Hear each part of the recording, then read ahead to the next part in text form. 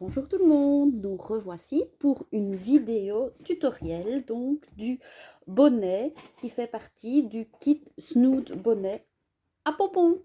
Alors vous allez voir, c'est très facile de faire un bonnet et encore plus facile d'y joindre un pompon lorsqu'il a son petit bouton, évidemment il est transparent, voilà, son petit bouton transparent d'accrochage et qu'il y a un petit élastique au bout du pompon. Le voici, le voilà. Donc c'est très facile, quand vous devez le laver, vous pouvez comme ça enlever le pompon. Au cas où vous oublierez de l'enlever au lavage, il n'y a pas de souci, vous le mettez bien séché à l'air libre et vous le terminez au sèche-cheveux, ce qui va lui rendre tout à fait un poil volumineux. Donc il n'y a pas de problème, ici aussi quand on l'aura placé, on fera la même chose. Donc première étape, vous allez recevoir donc dans le kit le pompon, son bouton d'accrochage, un bord-côte, deux tissus extérieurs du bonnet qui se présentent sous cette forme-ci. Donc ça, c'est l'envers. Hein, et deux tissus de doublure. Ici, c'est du French Terry molletonné. Vous allez commencer par mettre les pinces, je vous ennuie avec mes pinces, mais bon, sur les pinces, justement, donc des pinces d'accrochage, sur les pinces du bonnet qui se trouvent au-dessus ici. Donc, plier en deux, je vais vous le montrer sur une fuchsia, ça se verra mieux. Plier en deux, donc, cette partie ici, endroit sur endroit, mettre des petites pinces, j'en ai mis deux, une là, sur chaque petite pince. Donc il y a 4 côtés à faire, 4 pinces à faire, 2 sur le tissu extérieur, 2 sur le tissu intérieur. Ainsi que le bord-côte, vous allez effectuer donc la couture ici, puisque il est en forme de rectangle, donc endroit sur endroit. Quand vous avez du bord-côte à paillettes, il y a un endroit, il y a un envers. Vous le verrez tout de suite. Celui qui brille le plus, bah, c'est l'extérieur. Voilà, donc endroit sur endroit. On met toutes les petites pinces et on se retrouve. Voilà, j'ai mis toutes mes petites pinces sur la hauteur du bord-côte et sur mes 4 petites pinces de tissu extérieur, de tissu doublure. Maintenant, vous allez pouvoir coudre chaque fois, évidemment, où vous avez mis les petites pinces. Alors moi, je vais tout faire à la surjeteuse, à part la dernière couture finale pour l'intérieur du bonnet, mais vous le verrez. Vous, si vous utilisez une machine simple, il n'y a aucun souci, mais mettez bien le point élastique pour que le bonnet, évidemment, comme il va s'étirer, ne craque pas. D'accord? Donc ici, voilà, c'est parti à la surjeteuse et on fait toutes ces coutures-ci à la surjeteuse ou à la machine normale point élastique. Donc voilà, j'ai fait toutes mes coutures au bord-côte et mes petites pinces aux 4 côtés du bonnet. Maintenant, vous allez donc ouvrir ces pièces-ci, donc du bonnet. Je vais reprendre de nouveau une fuchsia beaucoup plus visible que la noire, surtout que j'ai un haut noir. Donc voilà, vous avez des petites pinces comme ceci. Vous allez mettre vos pièces endroit sur endroit du bonnet. Voilà, donc il est dans l'autre sens comme ceci. La partie extérieure, vous allez coudre tout du long ici. La partie donc qui sera la doublure, ici le French Terry noir, vous allez procéder à la même chose, donc mettre des petites pinces tout autour, sauf que sur un des deux côtés, au choix, pas d'importance, vous allez laisser 5 bons centimètres d'ouvert, ce sera pour retourner de nouveau le bonnet. On se retrouve après le placement des petites pinces. Et voilà, donc les petites pinces sont placées tout autour de celui-ci, du début à la fin du demi-cercle. Ici, comme d'habitude, j'ai mis un petit point de repère avec 2 pinces d'un côté, 2 pinces de l'autre. Entre celles-ci, je ne coudrai pas. Donc tout le reste sera cousu sauf ceci. Et c'est parti mon kiki, on y va pour à la surjeteuse. De nouveau, si vous en avez une, c'est magique ces machines-là. Si vous n'en avez pas, vous le faites donc au point élastique à votre machine à coudre traditionnelle. Et on se retrouve. Voilà, tout est assemblé comme ça doit l'être pour mettre le bord-côte final. Et puis ensuite, nous ferons la petite ouverture à l'intérieur de la doublure. Nous la terminerons. Alors, vous avez donc 2 pièces de bonnet assemblées et votre bord-côte. Le bord-côte, vous le repliez endroit sur endroit.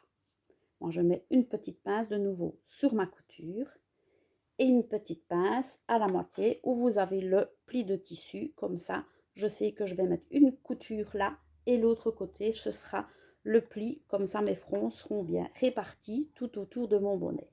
J'ai mon petit point de repère, donc sur ce tube-ci.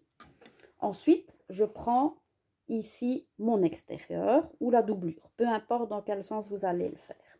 J'ai ma couture ici, du côté du bonnet. Je vais prendre là où j'ai ma couture ou l'autre côté où j'ai mon pli de tissu, peu importe. Je les mets l'une contre l'autre, mes coutures, et je replace ma petite pince. Je tourne, et ici, je remets donc mon pli de tissu de bord-côte sur la couture de l'autre côté du bonnet. Hop, voilà déjà le bord-côte placé sur le tissu donc extérieur ici. Je prends ma doublure que je retourne pour venir la placer à l'intérieur du bonnet. Donc vous aurez endroit sur endroit à l'intérieur. Donc l'endroit du tissu, l'endroit du bord-côte, je recommence, l'endroit du tissu, l'endroit du bord-côte et l'endroit de la doublure. Et je fais coïncider de nouveau toutes les coutures de côté, l'une avec l'autre. Vous n'avez que 2 coutures, donc c'est assez facile. Il n'y a pas de gauche et de droite dans un bonnet, donc pas d'avant et pas d'arrière. Une fois que j'ai mis mes petites pinces ici, moi je n'en mets que de chaque côté.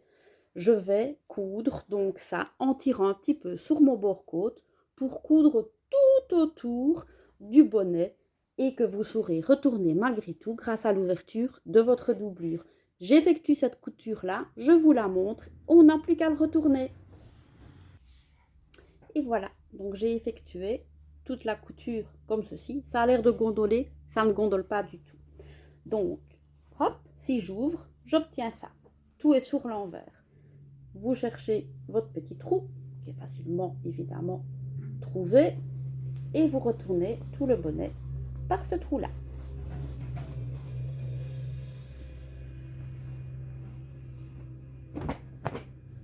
Voilà, vous allez obtenir ça, qui est tout à l'endroit. Vous allez maintenant, hop, je le remonte peut-être un peu plus joli comme ça, enfin plus joli si on peut dire. Vous allez mettre votre couture comme à toutes les coutures qu'on referme, soit avec une surpiqûre, soit à la main. Voilà, donc ça c'est sur le côté de la doublure. Je mets de nouveau mes petites pinces magiques. Alors vous l'arrêtez soit avec une couture invisible, soit avec une petite surpiqûre à la machine. Moi je vais faire une petite surpiqûre parce que ça ne se voit pas du tout, c'est à l'intérieur du bonnet. Vous faites ceci et puis pour un meilleur travail, moi je mets le bonnet bien à plat et je lui donne un petit coup de fer à repasser tout autour et puis on va venir coudre le bouton ici. Je vous montre tout ça. Me revoici pour vous montrer pour coudre le bouton. C'est très très facile, il n'y a aucun souci. Même les débutantes y arriveront sans souci. Donc ici sur le dessus de votre bonnet, vous avez comme une couture en croix. C'est normal puisqu'il y a les petites pinces plus la couture de côté. Alors ici simplement, je mets mon bonnet à plat et je prends, donc j'ai fait un bout de fil de la même couleur que du bonnet extérieur avec un nœud au bout. Vous prenez simplement le dessus de vos 2 coutures ici. Hop, le nœud va venir se caler. Prenez votre bouton aux 2 trous. Vous mettez dans un trou et puis vous repassez dans l'autre sens, dans l'autre trou, comme un bouton normal. Voilà, ici, votre bouton tient sur votre bonnet, enfin, tient par ici. Vous repiquez de l'autre côté de votre couture en croix. Hop, simplement. Voilà. Le bouton tient déjà, si je puis dire, hein, on n'est passé qu'une fois. Donc le fil est en double. Vous allez passer comme ça 4-5 fois. Hop, on va le faire ensemble. Et de 2. Hop là.